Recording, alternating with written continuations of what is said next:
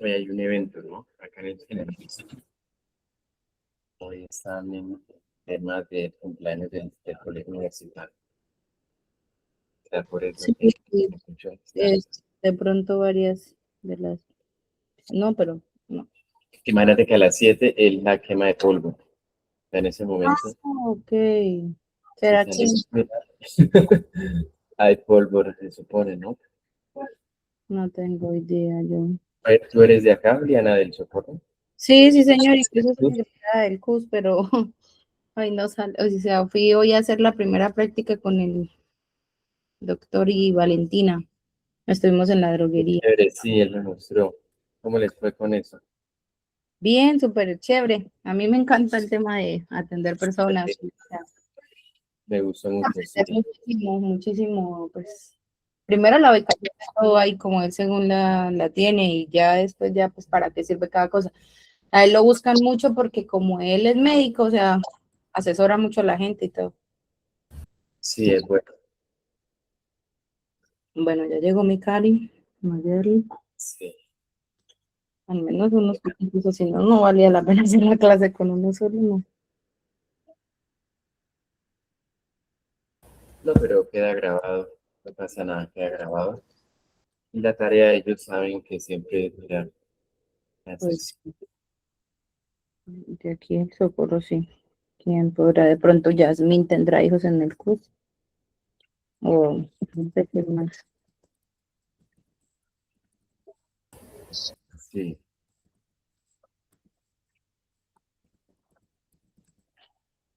Hola Camila, ¿cómo vas? Es Camila. ¿Quién es Camila? Camila de enfermería. Ah, ok. Buenas noches, profesor. Hola Luz Marina, ¿cómo estás? Muy bien, ingeniero. Ah, bueno, qué gusto saludarnos. Y Karina. ¿Karina está en donde? ¿En el Socorro? Señor, sí, señor. Ok. Camila creo ¿Qué que me está en pregunta? ¿Qué es lo que me pregunta? ¿De dónde estás? ¿En qué vereda? ¿En qué barrio? ¿Pero qué? ¿En el momento ahorita? Sí. Hoy va. Ah, esa sí Son no hay. 4 vecinas. Y no está Sí, lloviendo. señor, en Oiva. Es que acá está lloviendo re duro, entonces no tengo buen internet. No, pero se te escucha perfecto. Como se Ah, nos... listo, listo, sí, señor. Sí, tan bonito que soy, va mucha lluvia, pero bien. Una belleza. Ay, sí, qué rico. Bueno, apreciadas, buenas noches. Avancemos haciendo honor a su puntualidad. Hoy este tema muy importante, un abrebocas de lo que es la práctica en reanimación cardiopulmonar, hablando de primeros auxilios básicos.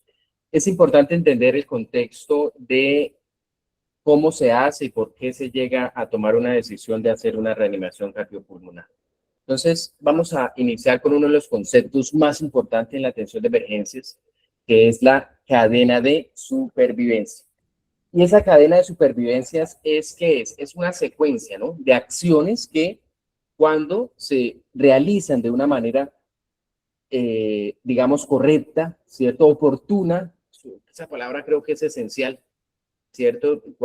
Cuando lo vimos el sábado en la simulación de la atención de un paciente, cómo es necesaria, ¿no?, esa ayuda pronta de unos vehículos o herramientas más especializadas dependiendo de la emergencia que se vaya a presentar. ¿Sí, Juliana?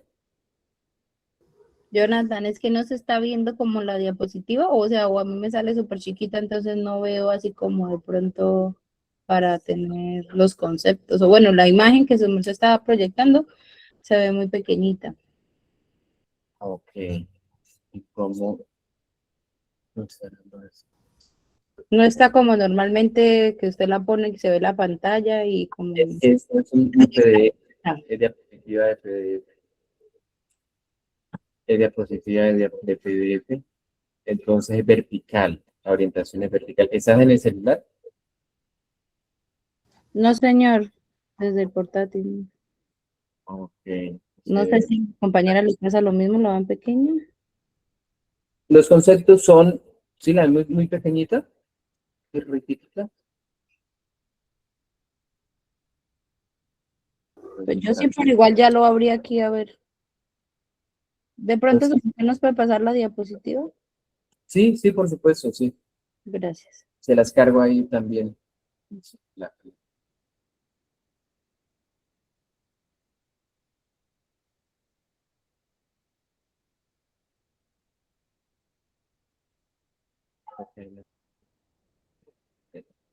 Bueno, muy bien, gracias. Estamos hablando de esa secuencia, ¿no? Esa secuencia de acciones que cuando pues, se hacen de manera oportuna, pues aumentan esa probabilidad de que una persona sobreviva a lo que se llama un paro cardiorrespiratorio. No olvidemos que el riesgo se compone de dos elementos, la amenaza y la vulnerabilidad. En este caso, cuando hablo de probabilidad, está refiriéndose a la frecuencia de veces en que se puede presentar esa situación, esa amenaza, esa probabilidad puede existir. Ahorita vamos a ver cómo se aumenta esa probabilidad con hábitos de vida, con estilos de vida, o se disminuye la probabilidad teniendo la probabilidad de tener un paro cardiorrespiratorio, pues teniendo buenos hábitos como tal diarios. Y es una cadena porque cada paso depende del anterior. Si un eslabón falla, pues todo el proceso va a perder efectividad, ¿cierto? Entonces, el primer eslabón es ese reconocimiento temprano del paro. Ahí está, ¿cierto? El reconocimiento de la activación del SEM, ya vimos que es el SEM, ¿cierto? ¿Qué es el SEM?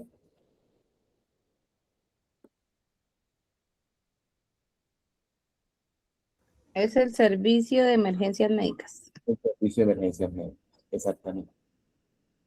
Y significa identificar entonces rápidamente que la persona no responde y no respira. Y hay que pedir ayuda inmediatamente. ¿Eso cómo lo hacemos? ¿Se acuerdan el procedimiento? El ACTI, alerta verbal, dolor, inconsciencia. 4 pasitos que me permite a mí llegar hasta el punto de decir, responde, no responde, respira, y si no respira, tiene pulso, no tiene pulso, y activar, como lo hemos hecho en la valoración inicial del paciente en la práctica, esa cadena de ayuda, que es lo que estamos viendo. El segundo eslabón es la reanimación cardiopulmonar temprana. Es ese momento cuando, haciendo el ABDI, si ustedes recuerdan, llegamos al punto final, al dolor inconsciencia, y en esa inconsciencia activamos el SEM y tomamos los signos vitales, y no tiene pulso, por ejemplo, que es el primer signo vital que tomamos. Y luego, el segundo signo vital, la respiración. Entonces, ahí ya da indicios de pasar a ese segundo eslabón, que es la reanimación cardiopulmonar temprana. Aquí es donde ustedes entran directamente y es iniciar compresiones a tiempo, puede mantener el flujo sanguíneo, eso es lo que hace, mantener el flujo sanguíneo al cerebro. ¿Aportes? Ingeniero, las siglas de reanimación cardiopulmonar temprana es RCP, ¿sí? ¿Precoz? Sí, sí, reanimación cardiopulmonar. RCP. Gracias. RCP, sí, reanimación cardiopulmonar. Muy bien. Es el segundo eslabón. Ahí están las siglas, es correcto. Bueno, muy bien.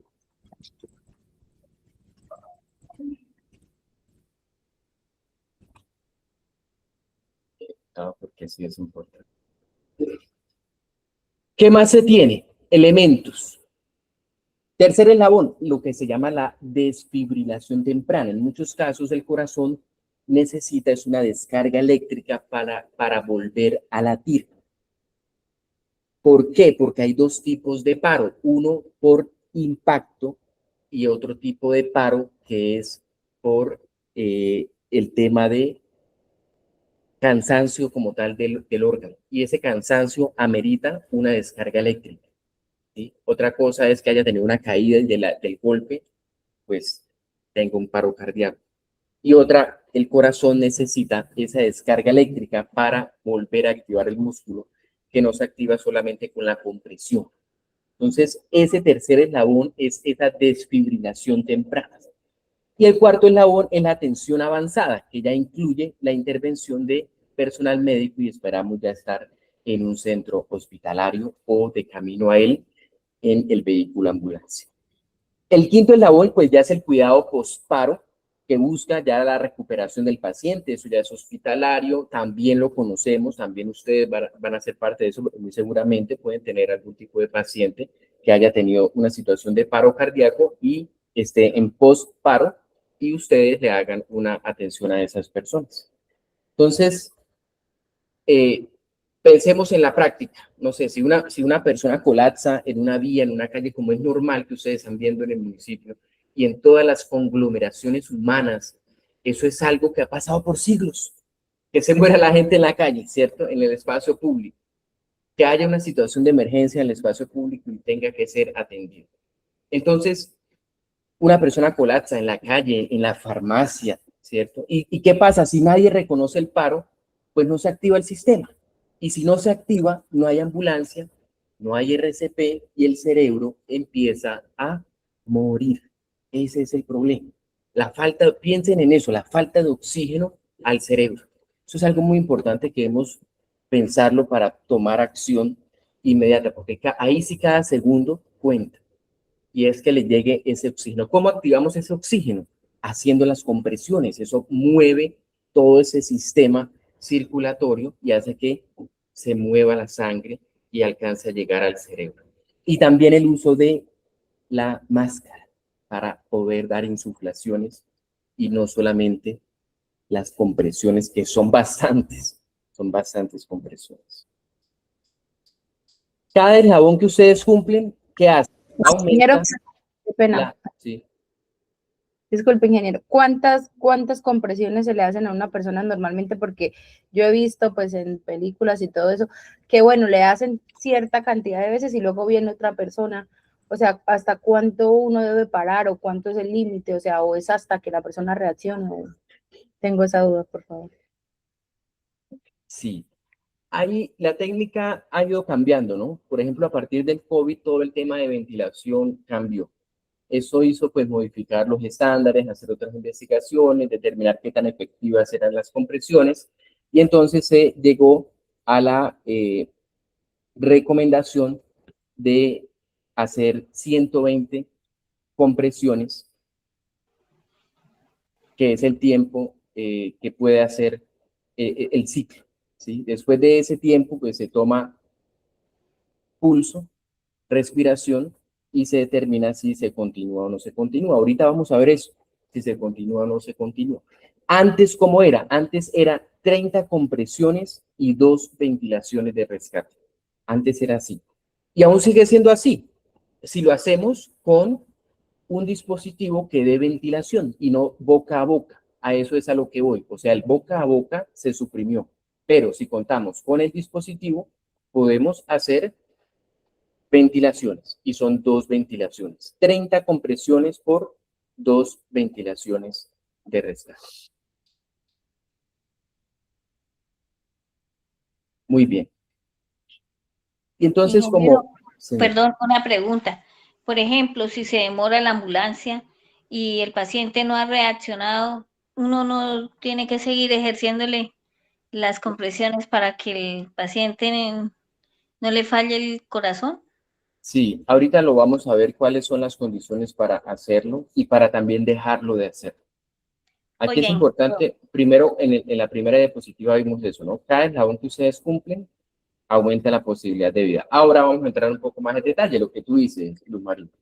Entonces, la primera cosa que debemos saber, y para responderte de eso, de cuándo dejo de hacer la reanimación, es primero cuáles son los signos de que hay realmente un paro. Entonces, un paro cardiorrespiratorio básicamente es la ausencia de respiración y circulación. Pero en la práctica, ustedes no van a tener monitores. Van a tener que identificarlo, pues, clínicamente en segundos.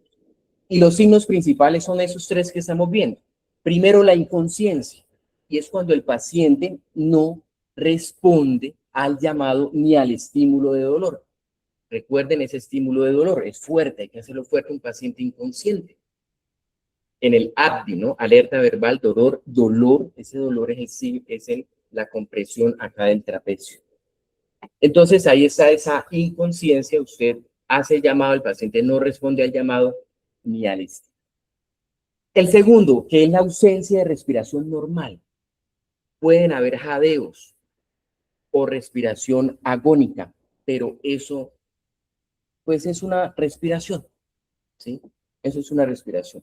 Ya es cuando realmente, por eso el tema de la respiración es de mucha concentración, de hacer bien el voz, de tratar de abrir la vía aérea.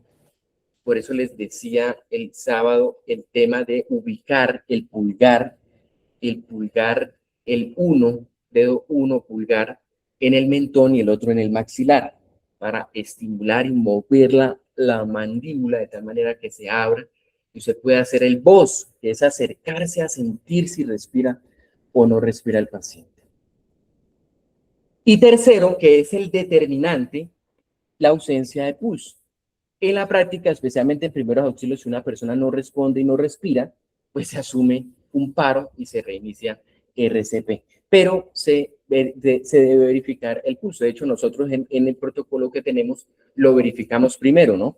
Entonces nosotros lo tenemos al revés. Primero hacemos circulación, que es el pulso, y después hacemos verificación de las vías aéreas. Entonces, eso es en segundo, ¿no? Por eso, ya este paso a paso que vimos va a fluir mucho más a través del tiempo cuando lo tengamos ya adherido como un hábito para la atención de los pacientes. Estamos en una calle, un paciente cae al suelo, lo llaman, no responde, se observa el pecho, no hay movimientos respiratorios. Es importante, ¿no? Yo sé que nos quedamos pensando, pero buscar el pulso y que no haya pulso, iniciamos RCP inmediatamente. Sabemos que cada segundo cuenta. Ingeniero. Ahora sí, Luz. Los factores. Sí, no, disculpe. Es que hoy en la emisora hicieron una denuncia. Llamaron al servicio de ambulancias y ninguna llegó.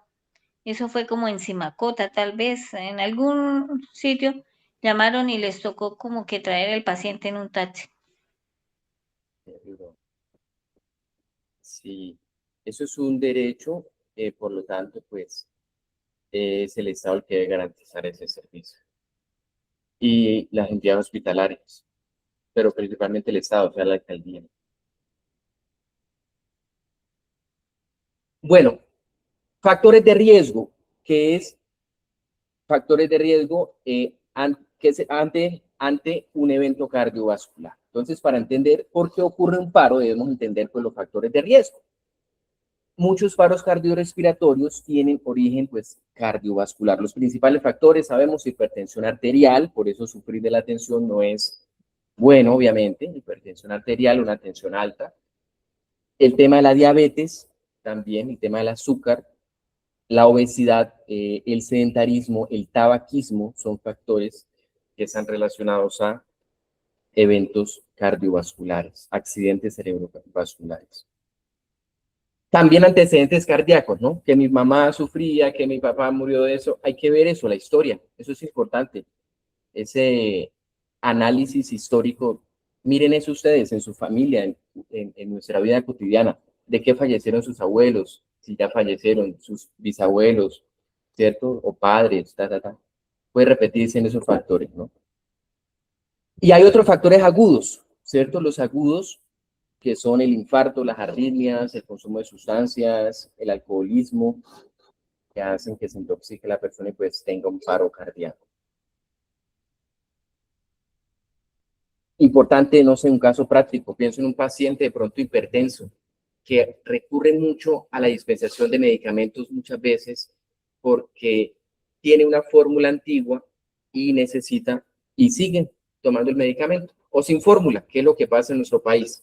¿Cierto? Y es un paciente hipertenso, es fumador, llega a la farmacia con dolor en el pecho, que suceda un colapso ahí. Esos factores son importantes tenerlos en cuenta justamente para el análisis de factores de riesgo en pacientes con hipertensión arterial, que llegan a tomarse la atención, clientes nuestros. Eso es que ahorita vemos algo, y ustedes saben que los principales elementos para contrarrestar eso, pues la buena alimentación, ¿cierto? El ejercicio. Unos sábados Vamos a agendar unos sábados para ir a caminar. ¿A dónde vamos? Ustedes en su cotidianidad, en sus casas, hacen ejercicio, cómo están en el tema físico. Alce la mano la que está en el gimnasio. La manita virtual. El paro no siempre es un evento inesperado, ¿no? Ustedes saben que muchas veces, muchas veces no, casi siempre es la consecuencia de una enfermedad, de enfermedades no controladas, ¿no? Entonces, esos factores de riesgo es bastante importante. Bueno, eso ya hace parte del procedimiento que hay que aplicarlo, ¿no? Estamos en una parte muy importante que es ese, ya lo tenemos clara, esa verificación de la seguridad de la escena. Segundo, evaluamos al paciente, no responde, no respira. Tercero, activamos el sistema de emergencia, iniciamos compresiones.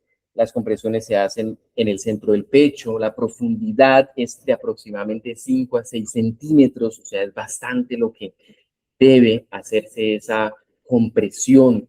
Por eso la técnica es importante. Y el ritmo, más o menos unas 100 o unas 60 por minuto. Se debe permitir esa expansión completa del tórax entre cada compresión. Si hay ventilación, mucho mejor. Ya sabemos el dato de la ventilación, 30 compresiones y 2 ventilaciones. Pero si no están seguros, es preferible hacer solo compresiones. Si se tienen totalmente los elementos para la ventilación, se accede a la ventilación. Sí, por favor, aportes. Yo estaba en otra mierda. No. Tiene el micrófono abierto. Cierra el micrófono. Entonces, si no están seguros, es preferible hacer solo compresiones. Algo importante, que lo dijimos el sábado, hay que acostar al paciente en una superficie firme. Para eso está la FEL. Esa habilidad de poder subirlo a la FEL, camillarlo y comenzar compresiones es muy efectiva para poder hacer bien la maniobra.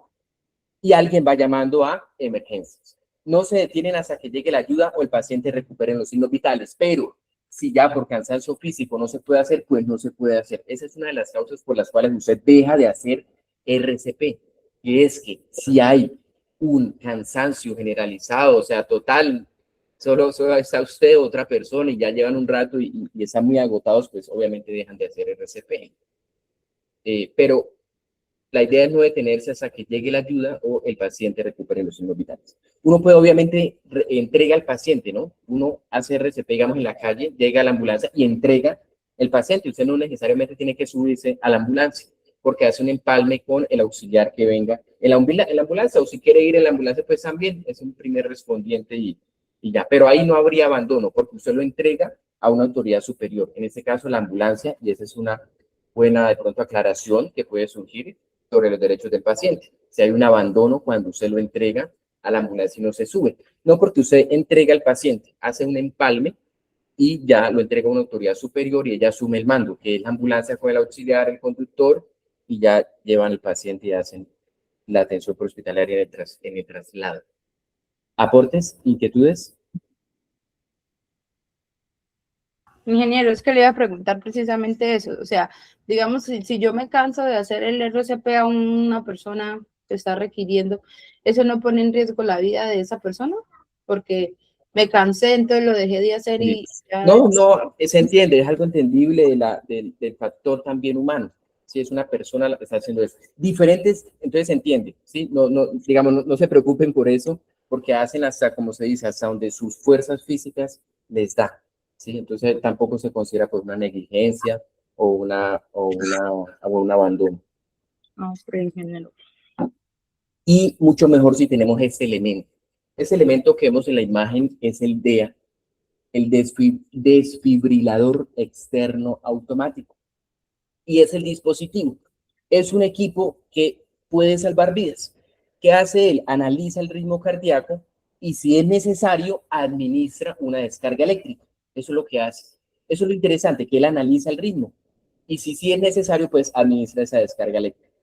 El procedimiento es muy básico. Ustedes saben que esos dispositivos están hechos para ser muy prácticos y tiene pruebas de diseño, de ingeniería para pues, que sea lo más sencillo posible.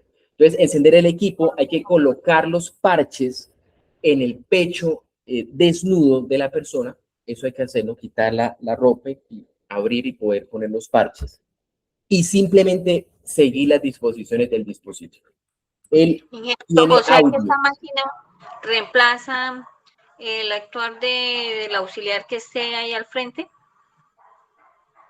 El auxiliar lo maneja, sí. El auxiliar ya no hace la maniobra el auxiliar, sino el dispositivo. Pero el auxiliar no es que no esté ahí. El auxiliar debe manipular el equipo. Sí. Exactamente. Entonces, ahí es donde se siguen las instrucciones. ¿Y qué es importante? ¿Qué hace el auxiliar, por ejemplo? Asegurar no tocar al paciente durante ese análisis ni durante la descarga. Eso es importante, el paciente no se puede tocar. Se pone los parches, activa las instrucciones y ya, y se aparta, hace un aseguramiento de la escena. Puede pasar, y ha pasado en donde centros comerciales. Y hay unos sitios, chicas, muchachas apreciadas, que por ley deben tener un DEA. Hay una norma de DEA. Y uno de esos lugares son los centros comerciales. Entonces, si sucede, imagínense, nosotros ya debemos ver con otros ojos los escenarios. Eso es pensar a través de la gestión del riesgo. ¿Por qué? Porque nosotros debemos identificar eso, rutas de evacuación, señalización. Eso es una tarea que tenemos. Cuando lleguemos a un sitio, ubiquémonos, un centro comercial, por ejemplo, gavetas de contraincendios, botiquines, FEL, DEA. Vamos a encontrar DEA. Entonces, alguien debe ir, traer el DEA, abrirlo, poner los parches y el equipo indica la descarga. Y esa descarga puede reiniciar el corazón. Entonces, eso es importante y vamos a hacerlo. Ingeniero, por ley, en los conjuntos residenciales debe haber uno también. Y en donde haya multitudes de personas, por ejemplo, en las piscinas. Sí, también. En ¿Por los qué? partidos de fútbol, Exactamente, eventos sí, señor. deportivos, Se tiene que los tener, porque en el terminales, caso tal de que se presente un siniestro o algo, los colegios de los inteligencia. colegios. Ahí hay una tarea que tenemos de práctica para sugerir eso. Sí. Las universidades deben tener, si la UNICEF sí tiene idea, creo. Sí. Eso por ley lo debe tener ahora donde se maneja tantas Donde hay personas. grandes multitudes de personas, Sí. debe haber un DEA. Listo, muy bien. Posición de recuperación. Esta se utiliza cuando el paciente está inconsciente, pero respira. Por ejemplo, después de una convulsión, esa es la posición que se utiliza. También nos vamos a encontrar mucho con convulsiones, no confundirlas con un paro cardíaco, que es que la convulsión puede llevar al paro rara vez, pero sí, no digo rara vez, sí puede ser. Puede ser que después de la convulsión entre un paro cardíaco. Sí, es cierto. Entonces, pero las convulsiones es cuando, por ejemplo, las personas son epilépticas. Sí, tiene un tema del sistema nervioso, ¿no? Sí. Perfecto. Entonces, el paciente está inconsciente, pero respira. ¿El objetivo cuál es? Evitar la obstrucción de la vía aérea. Pensemos siempre signos vitales, circulación, respiración. Entonces, el objetivo es evitar, a veces, ¿por qué? Porque viene vómito y si queda en la posición de cúbito dorsal, como vemos en la primera imagen, se va a broncoaspirar. Broncoaspirar, entrar ese líquido del vómito en los pulmones, en las vías respiratorias. Entonces se va a broncoaspirar. Por eso se debe lateralizar. Lateralizar, otro término que vamos incorporando a nuestro lenguaje. El objetivo de esa posición de recuperación es evitar la obstrucción de la vía aérea y pues prevenir esa aspiración de fluidos. Se coloca al paciente de lado con la cabeza, ojalá alineada, poner algo debajo de la cabeza del paciente para que quede lo mejor alineada posible. No se deja entonces boca arriba y se pone en posición lateral. Bueno, lo que hablábamos, ¿no? El tratamiento primario, pues, ya esto ha pasado, el tratamiento primario llega a esa parte de esa cadena de supervivencia que habla de que la técnica, una vez iniciada lo que hablábamos, debe mantenerse hasta que, o también se reinicia la circulación, por supuesto, no hemos hablado del caso positivo, ¿no? De que, por supuesto, que funciona la maniobra y el paciente inicia la circulación espontánea y se puede ayudar con el apoyo en la vía aérea, abrir vías aéreas, mantenerlas despejadas. Importante también lo que les dije en el tercer punto, personal igual o más capacitado que nosotros nos releva, entregamos el mando. Y ya que usted, miren el cuarto, usted se encuentra tan exhausto que ya no puede continuar con el procedimiento. Y lo que va a hacer es agotarse más, hasta usted puede entrar en un desgaste físico y puede convertirse en otro paciente, ¿sí? Y necesita de pronto pedir ayuda, etcétera, etcétera. Entonces, sí, queremos ayudar, pero también hay un límite corporal que tenemos nosotros. Entonces, miren que casi ese tratamiento primario, yo quisiera que a modo de conclusión podamos resumirlo en el tema de asegurar vías aéreas, respiración y circulación. Con eso garantizamos mucho en la cadena de supervivencia. Asegurarse que la vía aérea esté despejada. Hay personas que tienen puentes, caja, que venían comiendo algo. Eso es importante, evaluar esa respiración. Y finalmente, pues, la circulación, empezamos RCP si es necesario. Bueno, muy bien.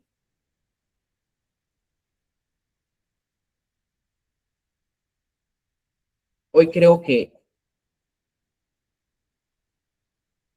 en resumen, pues, y hablando de esta cadena de supervivencia que fue el concepto con el que comenzamos, podemos decir que teóricamente reunirnos me complace el poder transmitir algo de eso y que de pronto ya ustedes en la práctica se puedan encontrar con una situación. Yo hoy les decía a las otras compañeras, ya debemos, por ejemplo, portar nuestros guantes, ¿cierto? Nuestro protector nasobucal, tapabocas,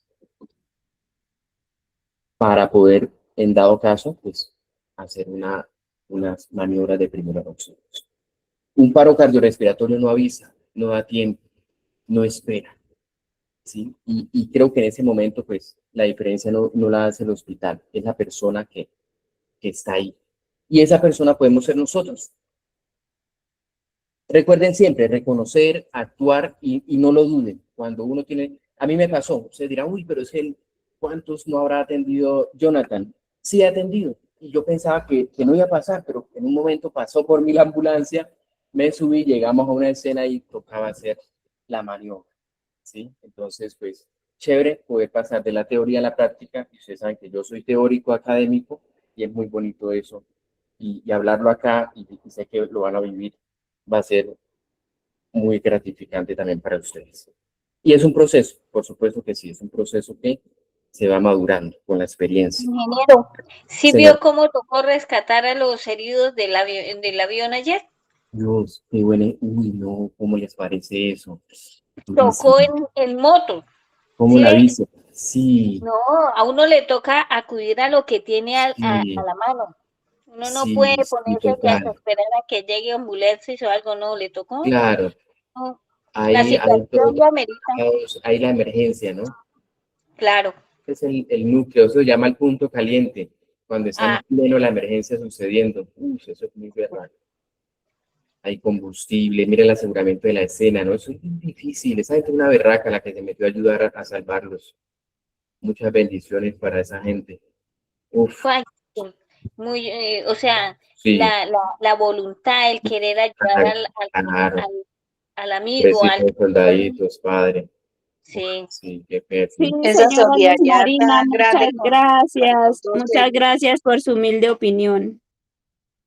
Gracias, Karina. Bien, pero sí, sí, no, totalmente cierto. Muy, muy, Ya muy me hacía complejo. falta su voz. Ajá. Oiga, yo también la extrañaba, ¿no? Ok. Bueno, mis apreciadas, entonces, A todos los extrañaba, ahí está.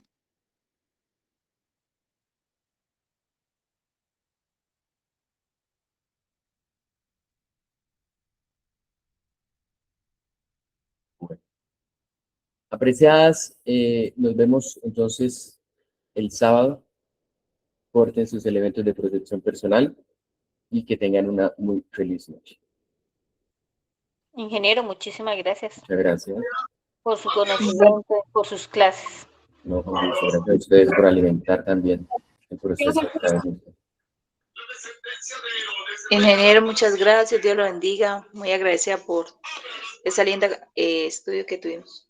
Gracias. Feliz noche. Feliz noche igualmente.